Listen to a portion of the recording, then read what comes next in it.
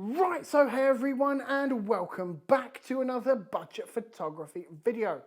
So, you'll have to excuse the poor audio quality because, well, I'm in an apartment and there's a really bad echo.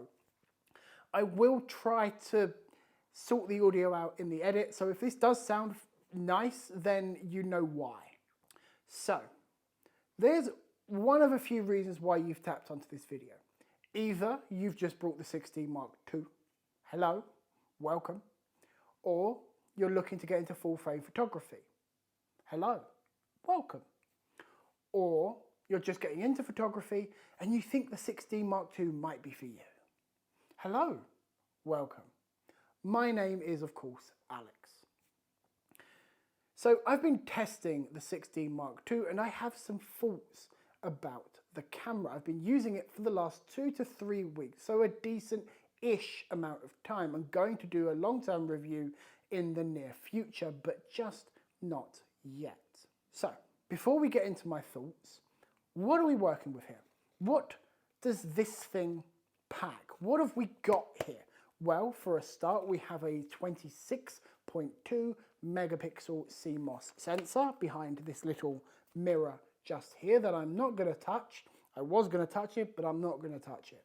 We also have a tilty flippy screen. I love tilty flippy screens, especially as someone who does video work. Tilty flippy screens are amazing, although I do wish it was a little bit bigger, but also I get why it's not bigger because it's nice and compact.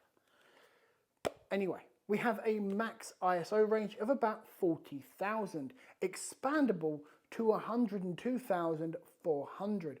We also have 1080p video at 60, yes, 60 FPS. So you can get decent video out of this. Yes, it's not 4K, it does shoot 4K, but only in time lapses, which is a real shame, especially when most cameras, even beginner cameras these days, shoot 4K video with some kind of crop or, yeah. We do have Canon's legendary auto-focusing system here with 45, yes, 45 cross-type points, which is a lot. It really is. So, what are my thoughts on this camera? Well, I'm a bit conflicted because you see, I have a love and a hate relationship with this thing. Because when I first started out in photography, Canon hadn't gone full mirrorless yet. They were still selling DSLRs, and I believe I started the same time as when this came out. And I remember seeing it and I was like, wow, I saw the reviews from Kai Wong, from Peter McKinnon, and you know, stuff like that. And I was amazed by it and I wanted it. And I loved all the specs. And it was a really good, well-covered camera. But when I finally got round to buying it, I got disappointed in a few things that Canon had purposefully done. And the first thing to me was the mode dial. Now, I have never, in the 9 years that I have been a photographer, I have never accidentally moved my mode dial. Oh, I've gone from manual to aperture priority, or I've gone from manual to bulb, or automatic to manual, or something like that. It has never, ever happened. And I don't know a photographer that it has happened to. So I don't know why they put a switch that you have to purposefully push in and then turn. And you can't turn it unless you have the button pushed back in again. Why, Canon? Why? Really? What do you think we are? Toddlers? Toddlers? Am I a toddler or am I a photographer? What am I, Canon? What am I? Now, this was designed to be a prosumer camera, a professional consumer camera. And as a prosumer, someone who uses Canon nearly daily at this point, even when on holiday, I'm still working to some extent. As someone who uses cameras on a daily basis, why, oh why, have we only got one card slot? One. I will admit it can handle pretty decent read and write speeds, but why one? Why? Why not two? Why not give us the option to back up our files to a second SD card? Because let's face it, SD cards can fail. They can. Luckily, I've just touched the mirror. That's okay. Luckily, so far, in the few years that I've been a photographer, I've never had a SD card give up on me. I haven't. I've been very, very lucky in that aspect. But I know the stories. So why, on a prosumer camera, did you only give us one SD card slot? It's just kind of pathetic, really. But on the other hand, it is a nice, you know, it's a little slide door that you can push out. So you have a nice little door, I suppose. Keeps it minimal. It keeps enough space for the LPE6 battery that you can have here, which again is really good. This current one in here is the one for my R6 because the LPE6 is such a good battery. This is a good thing. But of course they're going to put the LPE6 battery in a 6D because it is a prosumer camera. It is. So of course they're going to put a nice big battery in a camera for the people that already have, I don't know, a 5D, for example, at the time of its release. Or someone that just has lots of these, which, as a Canon shooter, I do have a lot of them. I really do. I have two Canon ones. I've got one in here and one in there. And then I've got 3 third party. And that's the great thing. Because the LPE6 has been out for so long, you can get batteries really cheap. Now, first party Canon batteries are really expensive. I won't get into the actual price, but you can open another tab and find out. They're not cheap. You can get third party, as I have decided to do with a lot of my batteries, but they can come with consequences, such as not lasting as long as a Canon battery. They just don't. They really don't. I used to think they did, but they don't anymore, at least for me. You're going to get less pictures and video. That's basically the gist of this. You're not going to have as many pictures and videos on your battery. You're going to need to then carry more batteries. But you're going to save some money. You will if you use third party rather than OEMs. With this being a Canon DSLR, it feels nice in the hand. I have big hands, as I've said many a times before. I've got big rock climber hands. I used to be a rock climber. Not anymore, as you can clearly see. I've gained a few pounds. But it feels nice in the hand, and especially once you attach a lens on here. Here I have the 70-300 from Tamron that I'm, again, testing out, and the video will be soon. It feels nice in the hand. Let's just turn that on, and it's in live view. Yeah, you're going to have to ignore that autofocus sound. That is the lens. But it's a really nice camera to fully utilize. It really is. And as I said, you have that 60 FPS. Well, technically you have 59.9 FPS, but it's usually rounded up to 60 FPS. I don't know why they do it like that. It's just how they do it. Now, unfortunately, as I said, it is also 1080p. It's not 4K. And at the time of this camera's release, companies like Sony were releasing 4K capable cameras. Now, you're probably thinking, oh, maybe they subsidized it by using, you know, maybe it's got Canon log. No, there's no log settings on this thing. You can't use Canon log. No log 1, 2, or 3. It is just the standard picture profile.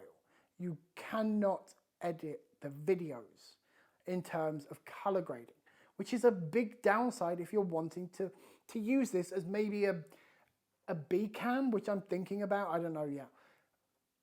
Because you then have to stick to the Canon colors and the same exposure. So you have to make sure you get your exposure right in camera first time round.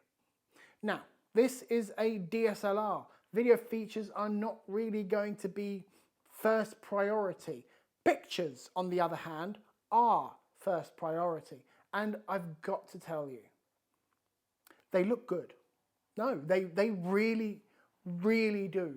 In perfect lighting, pictures from the 6D Mark II are, well, typical Canon, really, to be honest. They just are. If you've shot one Canon, you've shot them all. And I absolutely love it. I really do. Now, I said in perfect lighting. When this camera came out, it was one of the best in low lights. Now, because obviously technology and sensor technology, more importantly, has gone past the 6D Mark II, it's not going to be the best in low light, unfortunately, especially as you get up past, I'd say, around 16 to 32,000 ISO, which is a real shame. Now, if you're not too bothered about ISO noise, then crank that ISO. Get the shot. Don't worry about the noise. Most clients don't care. They really don't. They care more that you got the shot and it looks decent. Get the shot.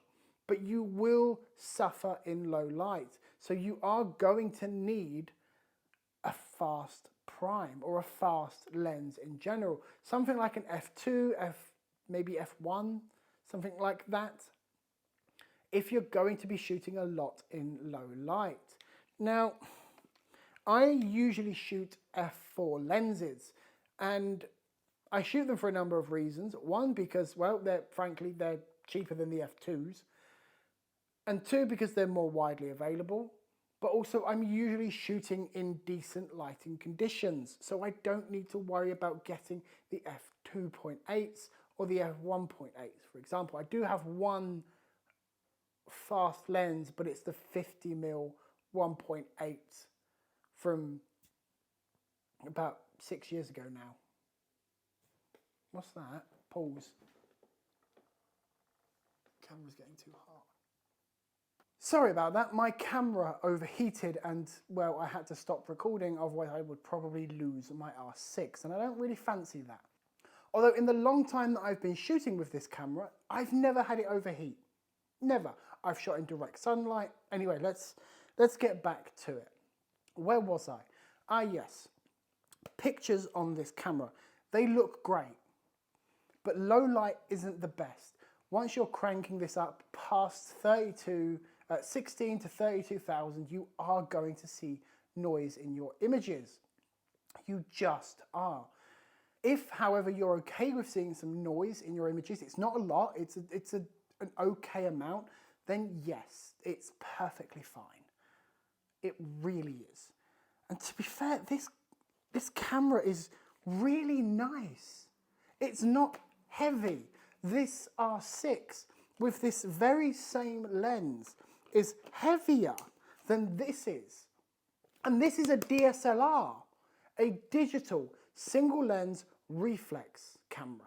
If I remember correctly, this was the world's lightest DSLR, and it really does show how light it is. It really, really does. Now, helping with that light, believe it or not, is magnesium alloy. We have a metal body. We have weather sealing. So when you go out with a weather sealed lens that is not this, your camera's weather sealed. It is sealed. Excuse you downstairs if you heard that on the microphone. Someone just coughed.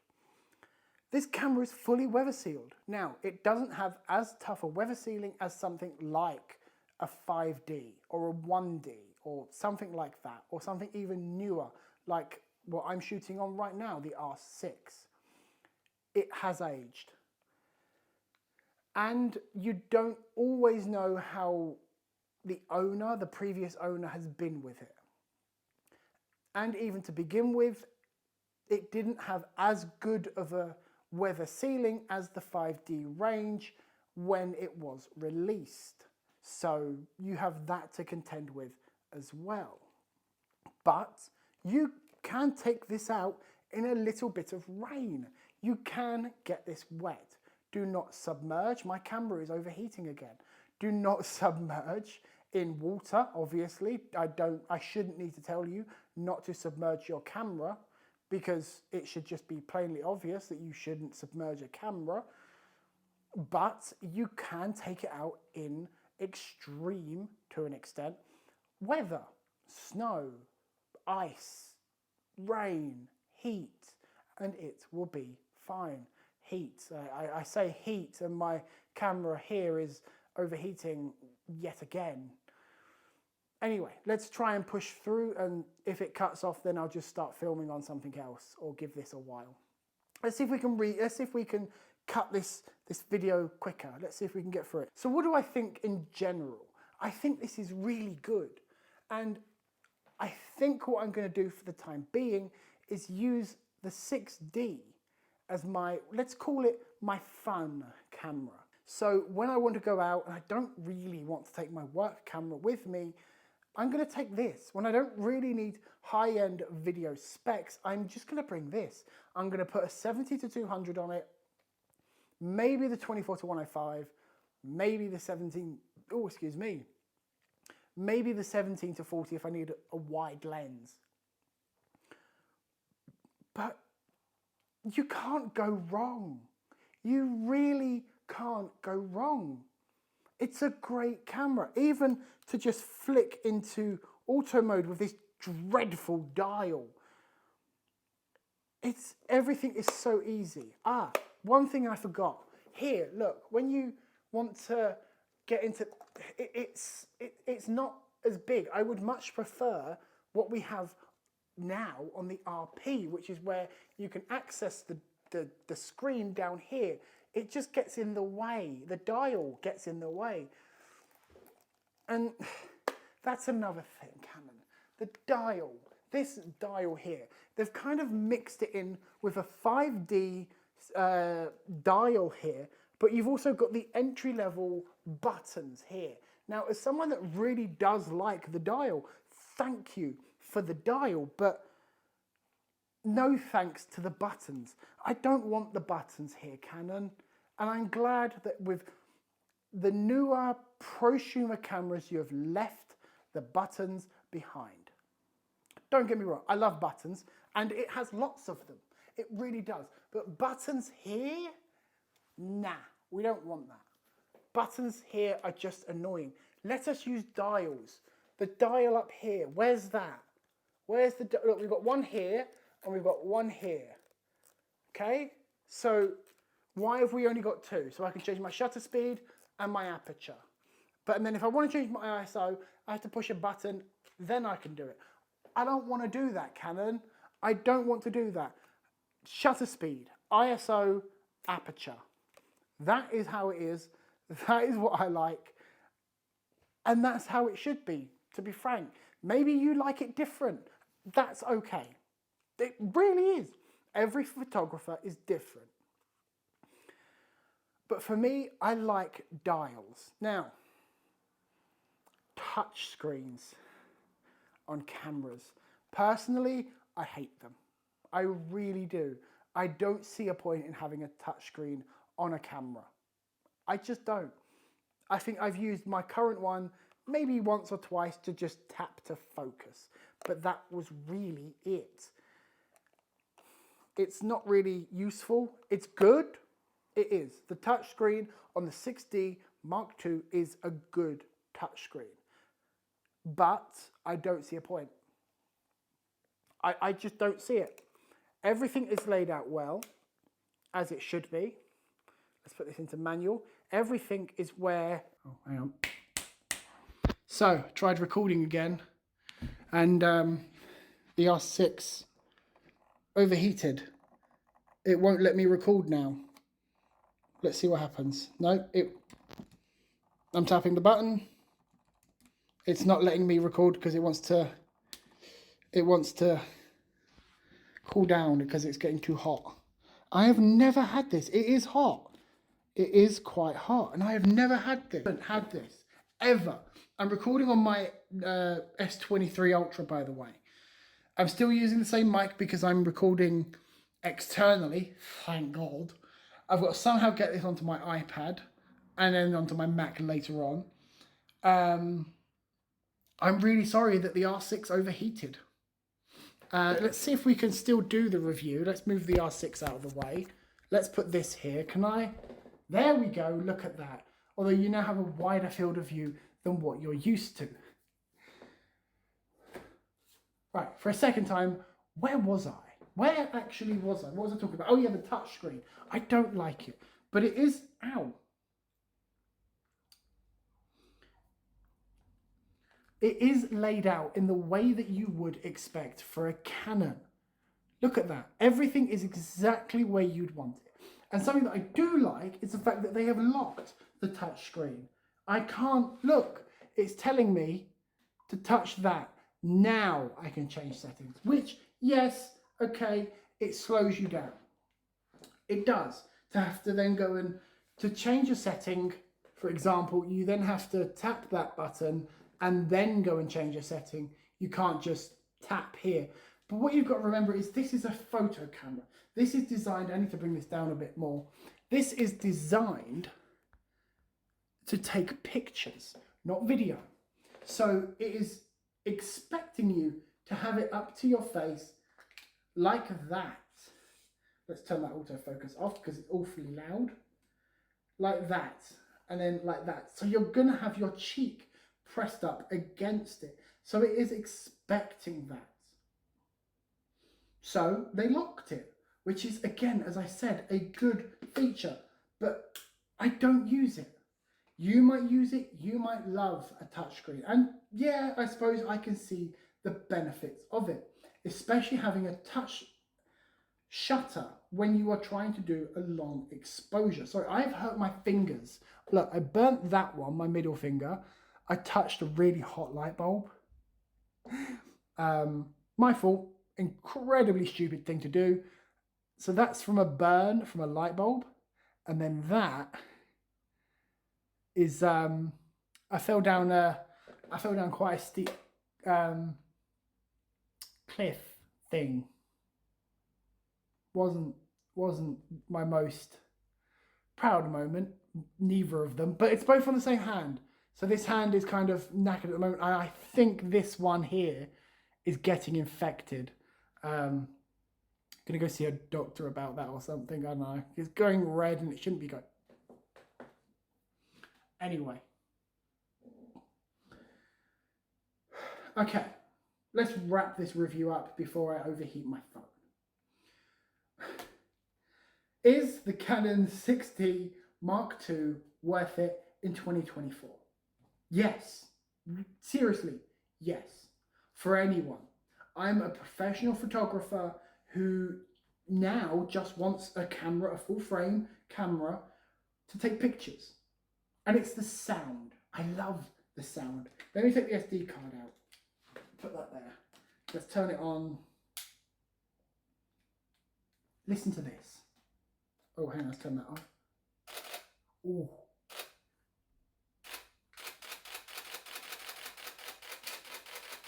That sound of the shutter. Click, click, click, click, click. And the burst rate. I love that sound. Now, do you always need a really loud shutter? No. A lot of the time, or some of the time, you might need no sound. And you can have no sound by just lifting up the mirror, locking up the mirror, just like a mirrorless camera, and you get somewhat of a silent shutter. Now, you can no longer look through the viewfinder, and yes, this is overexposed. Let's bring that down. But